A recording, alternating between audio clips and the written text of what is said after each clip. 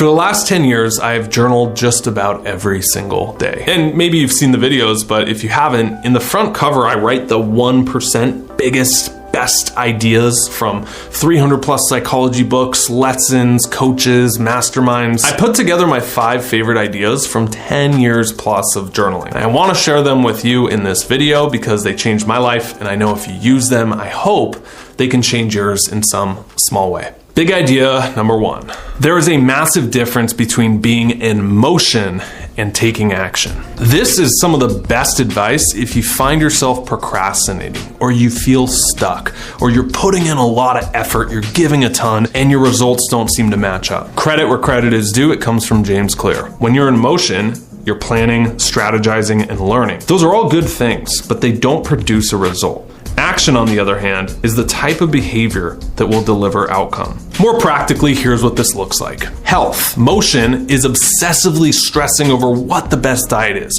Is it keto? Is it paleo? Is it raw vegan? Let me get in arguments with people online all about which one's better. But you get on the scale and you're like, dang, I don't feel any better and I don't look any better. Action. Buying a gym membership, showing up. Throwing out all the foods you know you shouldn't be eating regardless of what diet you follow. School.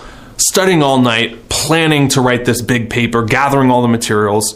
Action, writing 100 words on the paper. I know this personally because in the early days of filming these videos, I would plan all the videos, I'd write 20 outlines, I would research what the best lighting and camera setup was and how to use gear. But I had to take a good hard look in the mirror and realize, did I actually film a video today? And if the answer was no, I was just in motion. Action is sitting down, hitting the red button, and recording. And at the end of 10 years, who's further ahead? The person who has 100 videos perfectly planned and scripted, or the one who's posted 100 videos that might not be perfect, but at least they did? A perfect story on this, I was on a coaching call with a woman who really wanted to start her first online business. So I asked her, okay, what's your process up until this point? Like, what are you doing? Oh, Clark, I'm studying a bunch. I get up at 3:30 a.m. and I study before my job for 8 hours. And I do that 5 days a week. Dang, okay, so you're studying and researching online business for 40 hours a week? I told you, I really want the thing. I'm driven, I'm motivated. Got it, and have you started the online business? Well, that's the thing. I just don't know what to do. So I'm researching for 8 hours a day and, I'm getting further and I know more about it. It was obvious what the problem was. And from the outside looking in, you can probably realize it too. You'd be way further ahead if you put 40 hours into building a business than researching how to. And the good news is once you realize what's motion versus what's action, you can literally shortcut so much of the planning, the prepping, the researching, the perfectionism, and just go straight to what you want. You will be so much further ahead if you lean into action. So the question for this one, how can you spend more time in action, getting what you want, moving there, instead of just being in motion, the illusion of progress? Big idea number 2, effort is the universal currency of respect. It's common to feel like people don't give you the credit you deserve for the effort you're putting in. This could be getting in shape, a new relationship, starting a business, changing jobs. In 2010, when I started posting content like this, there was like a group of people who would have, entire group threads sending them my videos, tearing them down, saying how cringe it was. But I kept going. I kept posting videos. People have like a box that they've put you in, a set of parameters and identity for you that they've ascribed to you. I view Jessica this way. Mary is this kind of person. Even though you feel different about yourself and you truly believe it, and maybe you've even accepted that new part of you, they still haven't. But here's what happens. Eventually, people start to come around to accept that new version of you if you stick at it and you don't quit. It happened to me. That same group of people who was sending the group chats, some of them reached out and were like, hey, we see what you're doing. We didn't get it at first, but can we take you out to lunch and pick your brain? Like, I want to do what you're doing. The point is, if you keep putting in effort, even if people don't understand it, eventually they come around to respect it. Remember that effort is the universal currency of respect. Big idea number 3, this next point, it's about growth. It's also about cringe.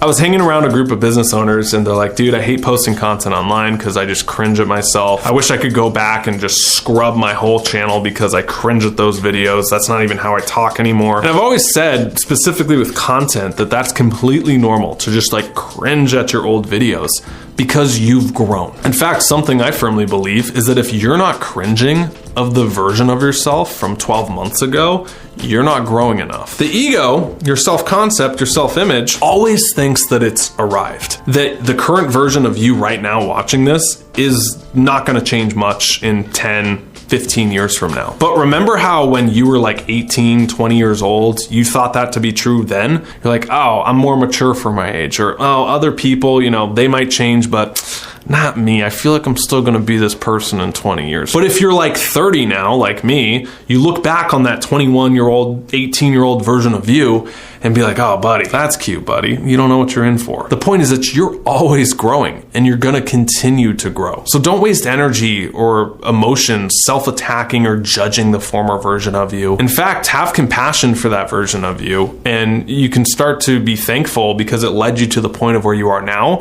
and that this version of you ain't gonna be the real you in 10 years down the road if you keep the growth up. There's a great piece of advice on TikTok I saw. Don't kill the part of you that is cringe. Kill the part of you that cringes. That's part of the secret to getting what you want, is asking for it, is putting yourself in an uncomfortable situation that's awkward, that you haven't done before. And then pretty soon you do it 2, 3, 4 times, you're no longer cringy. And flipping the feeling of cringe to a sign that you're evolving. Because remember, if you're not cringing at the version of yourself from 12 months ago, you ain't grown enough. Big idea number 4. This next point is all about the one thing. Love it or hate it, we all need, use, and value. Let's talk about the moolah, baby. When you look at data, most aren't good with money. More than 56% of American households are paycheck to paycheck. The average American household spends $416 on average per year on lottery tickets. More than sporting events, movies, books, music combined. That same group, when surveyed, 40% of them can't even come up with $400 in the case of emergency. So why is money so hard? Why does it seem like there's not enough or we can't hold on to it? In my 20s, I was working, multiple minimum wage jobs, sometimes at the same time. It felt like I'd make $400 and then $400 would go right out. And so when I heard financial advice like save 10%, invest and compound, set yourself up for success in the future, it sounds easier said than done because I don't got any. I was not someone whose parents just let them have a credit card or gave them everything. I'm fortunate, looking back at this, that I had to work for every single piece of money that I got. At 14, I was, on payroll at an Ace Hardware store. I never was without a job. So I added it all up one day. I'm like, I'm still broke. What the heck? Why did I work all those jobs? It wasn't for fun. It wasn't for something to do. It was for money. And so I could get out of a bad spot, but I'm still in that same bad spot now. In other words, I had worked all those jobs and still netted out to zero. And that's when the whole concept of saving money, which sounded really negative, started to click for me. When you save money, you're not losing money. You're buying your freedom. I had viewed saving money as taking something away from me. 10%, save it. Well, that's money I can't use. Like, why would I take less money when I really need it now? See, it's not you make $1,000 and you take away 100 from you and you never get to see it again. It's you make $1,000 and you invest $100 into your future, into your freedom, so you don't have to work. Even just 10% of everything you make is yours to keep. So you have something to show for the 18 jobs that you had worked. Remember, you're not losing money. You're gaining your freedom. Big idea number 5. Problems are complex.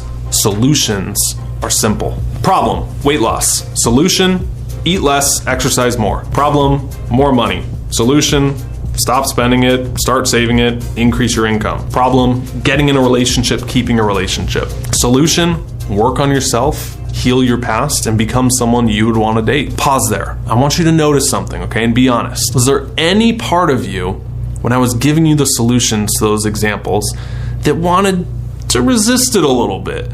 Maybe, you're cracking some knuckles, getting ready to type out a little comment that wanted to argue against it. No, you don't understand because I've tried XYZ and ABC and it's not always that easy, Clark. That's exactly what I'm talking about. And that's despite all those solutions that I gave you being true. We're incapable of separating ourselves from the problem. We construct a big emotional narrative that has our past with it, that has everything we've tried, that has all our emotions wrapped up in our unique problem. In my Metamorphic program, we have a phrase, ask questions, Don't tell stories. So the habit of successful people that you need to build. Step 1, catch yourself when you're in a story loop. A story about why something is a problem, a story about why you're stuck, a story about the past, whatever it is. And oftentimes they're justifications to stay where you are and not move forward. Step 2 is ask yourself, what is the actual question I want an answer to here? Try as hard as it is to remove all the personal narratives. I've often said on this channel, one of my favorite questions is what's the advice I'd give someone else in this exact same situation? The more buffer you can put between you being so close to your problems, the more you're objectively looking at the situation instead of your subjective feelings. And only now you can do step 3, which is to meditate, journal, surrender it up to your subconscious for guidance. Not every problem necessarily has to have an answer.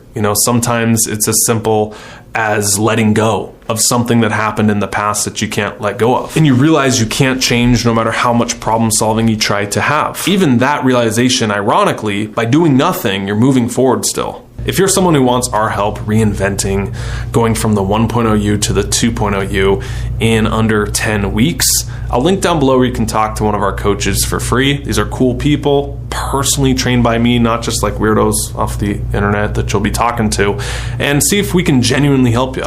We'll ask you questions about where you are, where you want to be, what's holding you back, see if that's something we can help. Worst case scenario, you walk away with a game plan you can implement on your own.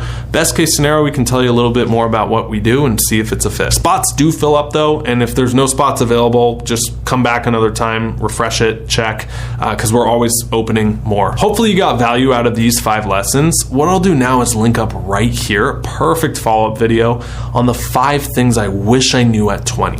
Click it, and I'll see you there.